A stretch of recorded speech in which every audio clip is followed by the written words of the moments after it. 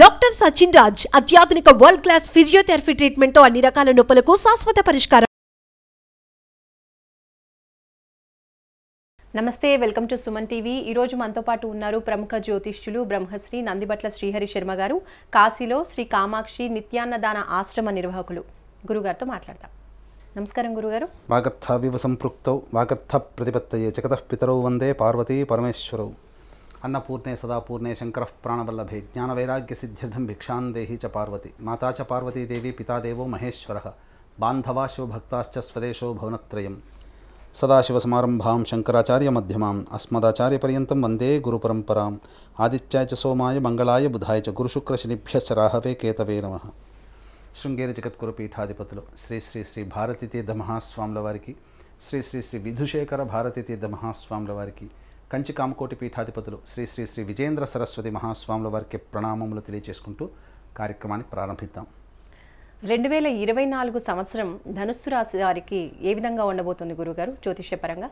ముందుగా వీక్షించేటువంటి సుమన్ టీవీ ప్రేక్షకులకి ఆంగ్ల నూతన సంవత్సర శుభాకాంక్షలు తెలియజేసుకుంటూ, ఈ 2024 సంవత్సరంలో ధనుస్సు రాశి వారికి ఏ విధమైనటువంటి ఫలితాలు ఉంటాయి, మంచి చెడు ఏ విధంగా ఉంటాయి, అలాగే ఆ యొక్క ఇబ్బందుల నుంచి ఎదుర్కోవడానికి ఎటువంటి పరిహారాలు పాటించాలనే విషయాన్ని క్లుప్తంగా తెలియజేసుకుందాం.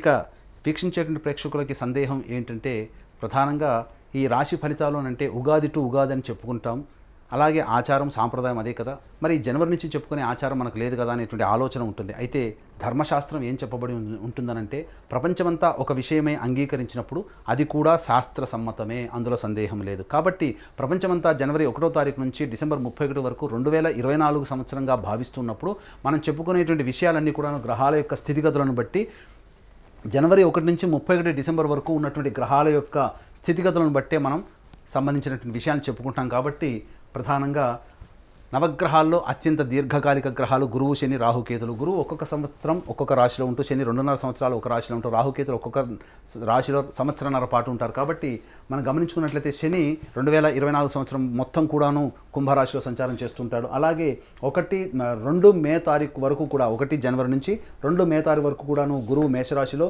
తదనంతరం 2 మే నుంచి డిసెంబర్ 31 తారీఖు వరకు కూడా వృషభ రాశిలో గురు సంచారం జరుగుతుంటుంది. అలాగే రాహుకేతులు ఈ సంవత్సరం అనగా 2024 సంవత్సరం అంతా కూడాను మీన కన్యా రాశిలో సంచారం జరుగుతున్నటువంటి కారణం చేత ధనుస్సు రాశి వారికి ఈ సంవత్సరం ఏ విధంగా ఉండబోతుంది అనేటువంటి విషయం మనం తెలుసుకున్నట్లయితే, ప్రధానంగా ఈ యొక్క గ్రహాల యొక్క సంచారాన్ని మనం 3 టైమ్ జోన్స్గా మనం లెక్క కట్టుకున్నట్లయితే, 1 జనవరి నుంచి 2 మే వరకు గురువు ఈ మేషరాశిలో సంచారం జరుగుతున్నది. కారణం చేత ధనుస్సు రాశి వారికి గమనించుకున్నట్లయితే, ప్రధానంగా యోగకారకుడు రాశ్యాధిపతి అయినటువంటి గురువు యొక్క మీద శని వీక్షణ ఉన్నటువంటి ఈ కారణం చేత ప్రధానంగా అలసత్వము, బద్ధకం పెరగడం, ప్రతి పని యందు కూడాను అనాసక్తి ఉండడం, ఏ పని చేయాలన్నా కానీ ముందు ఒకరు తోస్తే తప్ప పని పూర్తి చేయలేనటువంటి పరిస్థితి, అందరి సహాయ సహకారాలు ఉంటే తప్ప పని పూర్తి కాలేనటువంటి పరిస్థితి, ఇవన్నీ కూడాను ధనుసు రాశి వారికి ఏర్పడుతుంది. అంతేకాకుండా ప్రధానంగా ఎంత ప్రయత్నం చేసినప్పటికీ కూడాను ప్రతిదీ కూడాను సమస్యాత్మకంగా ఉండేటువంటి అవకాశం ఈ ధనుసు రాశి వారికి మే 2వ తారీఖు వరకు ఉంటుంది. అలాగే గృహానికి సంబంధించినటువంటి సమస్యలు, మానసికంగా సంతృప్తి లేకపోవడము,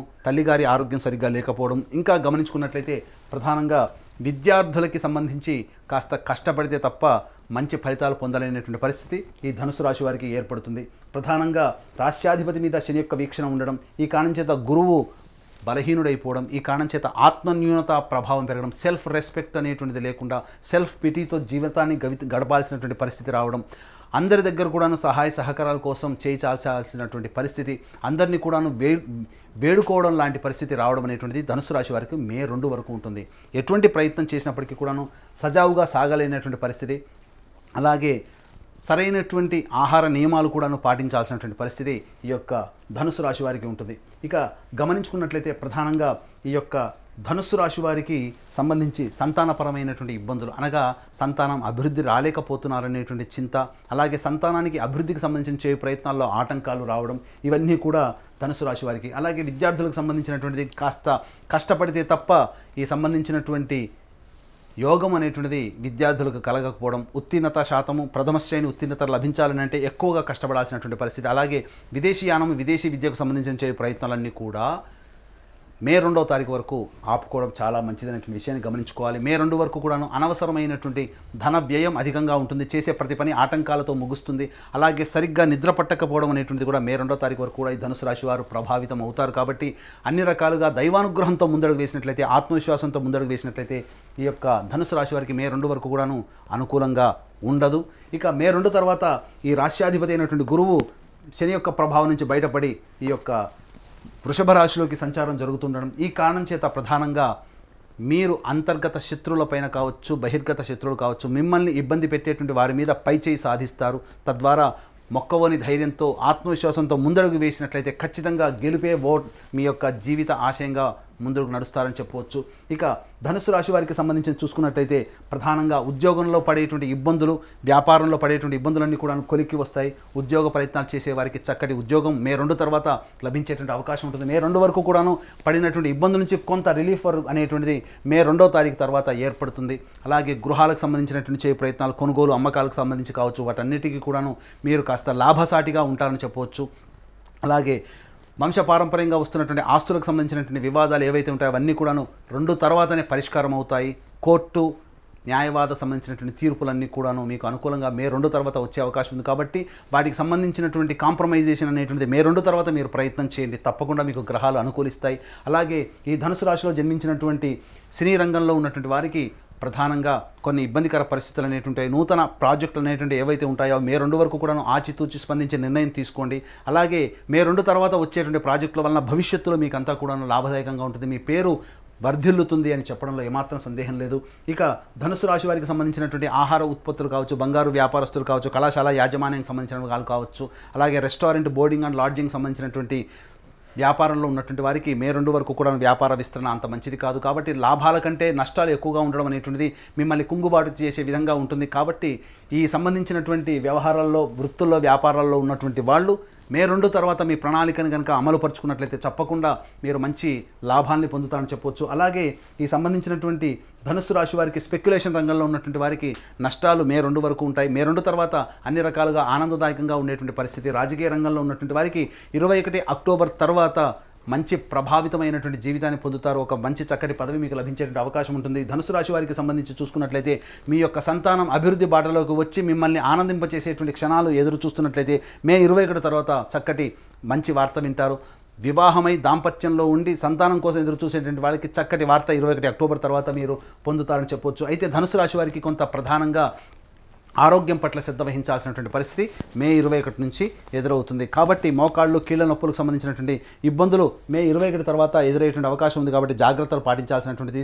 సీనియర్ సిటిజన్స్ ఏవైతే ఉంటారో వాళ్ళకి సంబంధించినటువంటి అనారోగ్య సమస్యలు తొలగిపోవడానికి మే 2 తర్వాతనే అనుకూలమైనటువంటి వాతావరణం ఉంది. కాబట్టి ఏ తర్వాత చెప్పొచ్చేది ఏంటంటే ఈ ధనుసు రాశిలో జన్మించినటువంటి వారికి మే 2 వరకు కూడాను గడ్డు కాలము. మే 2 తర్వాత కాస్త రిలీఫ్ ఉండి 21 అక్టోబర్ నుంచి డిసెంబర్ 31 తారీఖు వరకు సంపూర్ణమైనటువంటి యోగ కాలంగా ఉంటుంది. అలాగే మే 2 వరకు కూడాను చేసేటువంటి ప్రతి ప్రయత్నంలో కూడాను అడ్డంకులు ఎదురయ్యేటువంటి అవకాశాలు ఉంటాయి. ఎందుకనంటే చేసేటువంటి ప్రతి దాంట్లో కూడాను 1కి 4 సార్లు చూసి చేసుకోవాల్సినటువంటి పరిస్థితి ఎదురవుతుంది. కాబట్టి పెద్దవాళ్ళ సహాయ సహకారాలతో ఆచితూచి స్పందించినట్లయితే మంచి ఫలితాలు పొందుతారు. అలాగే మే 2 తర్వాత గ్రహాల యొక్క అనుగ్రహం సంపూర్ణంగా ఉండడం, అలాగే సంబంధించినటువంటి కుజుడు కూడా బలవంత గ్రహం అయి ఉండడం, ఈ కారణం చేత అన్ని రకాలుగా నష్టాల నుంచి లాభాల బాటలోకి మీ జీవితం అనుకూలంగా ఉంటుంది.